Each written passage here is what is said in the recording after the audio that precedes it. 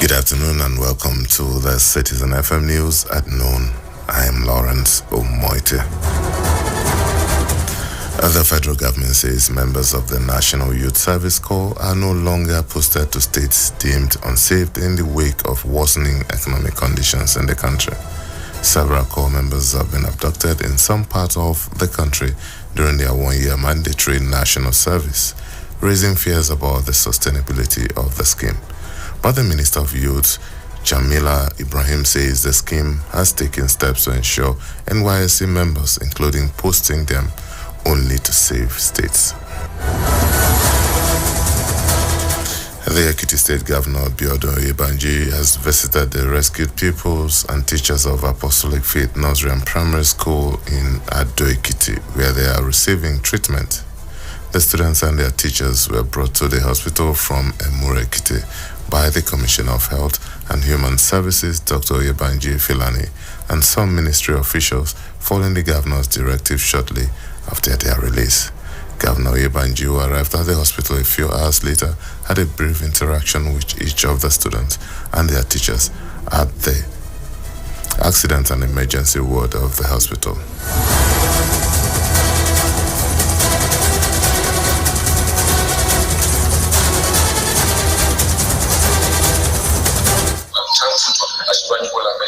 For a swift response to this.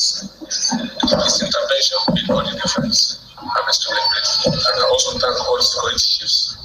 All of them put something together. They mobilized men and materials to ensure that they will rescue them. I'm extremely grateful for all of them. I commend the Honorable Commissioner for Health and his team for the swift response to, because early this morning when I'm thankful for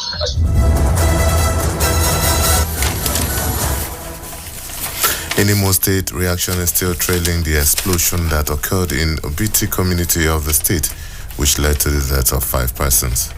The latest is coming from the lawmaker representing Ohaji Egbema Federal Constituency, Eugene Dabiago. What I'm seeing here today is very, very unfortunate. I'm saddened by the colossal damage I'm seeing here, because as we are coming, we saw some farmers still crying at this moment, showing heavy losses concerning their farmlands, and it's quite unfortunate. On this note, I'm calling on the necessary agencies. When I mean agencies, I mean palliative agencies like NEMA and other environmental agencies to come to the aid of our people, to come to the aid of my people. This is a fault of not theirs, only that they are now victims because the fire cutted their farmlands and destroyed their crops. And for some politics now, despite protests in some quarters, including 9 of its aspirants, the People's Democratic Party yesterday conducted its delegate congress to elect 3 people from the ward that will participate in the February 22 governorship primary. Speaking to journalists in his Ward 4 Coalition Center, Governor Godwin Obaseki said the crisis in the party was being overhyped and that it would not affect the outcome of the governorship election. He is the best organized party in this country. I've been in 2 parties, so I know.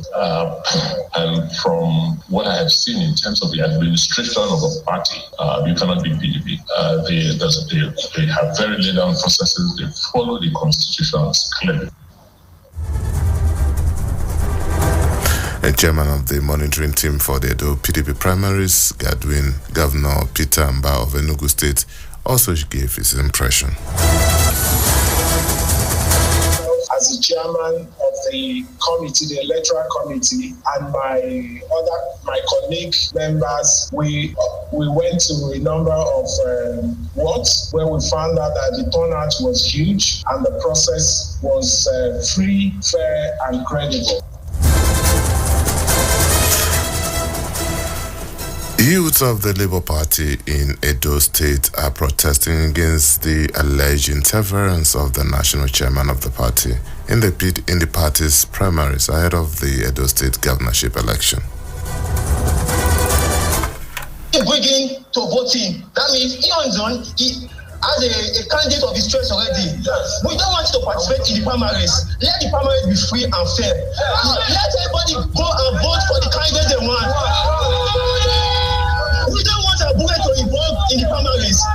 just want what we the youth of everybody want is a free and fair primary. Anybody that emerges as winner will support. The state chairman of the party, Kelly Ogboloye, in an address to journalists later faulted the protest. I am of the opinion these ones were chatted and we leave no stone unturned to deal with it. First of all, if you are to ask or do a protest about the fact that you suspect that a particular process of an election will not be free and fair, then we know the definition of a protest. The Teachers Registration Council of Nigeria has denied claims by the National Association of Nigerian Students that the council was asking people holding its certificates to rewrite professional qualifying examination. The registrar of the TRCN, Professor Josiah Ajiboye, refuted the claims, which was contained in a letter by the Senate President of the National Association of Nigerian Students, Akinteye Batunde. According to a statement to newsmen in Abuja, Ajiboye explained that the TRCN certificate is obtained once in a lifetime, adding that once the certificate is acquired, it is valid for life, pointing out that only TRCN license is renewable every 3 years, as it been done in other professions. TRCN stated that the new policy is on validity of TRCN professionally qualifying examination results and not renewal of its certificates, noting that the council noticed that many people who passed the TRCN exam failed to register immediately to collect their certificates. The TRCN further stated that it directed its state coordinators to inform all institutions and other stakeholders that the TRCN result will now be valid for 1 year due to the unwillingness of those who passed the examination to register. The Vice Chairman of the Amalgamated Union of Public Corporations, Civil Service, Technical and Recreational Services Employees Federal Zone, Aliyu Mohammed Maradu, has bagged doctorate degree in Financial Management and Administration from the prestigious University of Management and Technology, Sierra Leone. The letter conveying the award, which was signed by the university's Vice Chancellor, Professor Roslyn Eme Oyanga, said Maradona had distinguished himself in his chosen walk of life. Maradona, who is also the head of Commerce Department in the Federal Capital Territory, FCT Water Board, was given the award for his repertoire of academic and professional accomplishment, a large portfolio experience, and globally competitive assignment which could be recorded in the annals of human endeavor and academia. The award, the orator said, is exclusively conferred on extraordinary individuals who have distinguished themselves in their chosen field of endeavor. Maradona, who was elated at the presentation, appreciated the institution Senate for finding him worthy for the award. He promised that the award will spur him to do more in his contribution to society and especially the Water Board Agency. He dedicated the award to the immediate past and present general managers of the agency, Tawhid Amuson and Dan Sauka Amodu, for giving him the opportunity to serve humanity and the Commerce Department of the agency. The acting general manager of the Water Board, Sauka Audu, however, thanked the institution for recognizing one of their own. Maradona has therefore joined the League of the University Recipients of Nigerians that have been honored with similar awards, like the former Permanent Secretary of the Ministry of Defense, Dr. Ezekiel Oyemomi, and former Group Managing Director of the NNPC, Andrew Yakubu, among others. And on the foreign scene, Namibia has a new president in the person of Nalango Mumba. Just as after, as vice president, he had announced the death of his predecessor.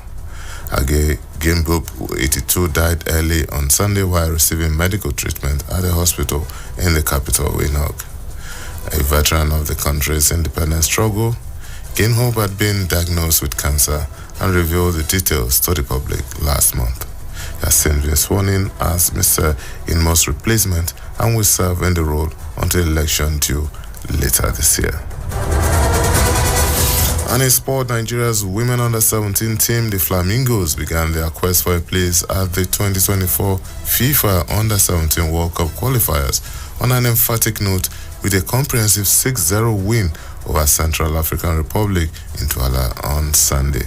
Bayelsa Queens midfielder Sarikat Moshood scored a hat-trick, just as Imo strikers forward Harmony Chidi also scored twice, while defender Priska Nwachukwu scored the other goal for coach Bankole Olowokere's side. And that's the Citizen FM News at noon. I'm Lawrence Omoiti. Good afternoon.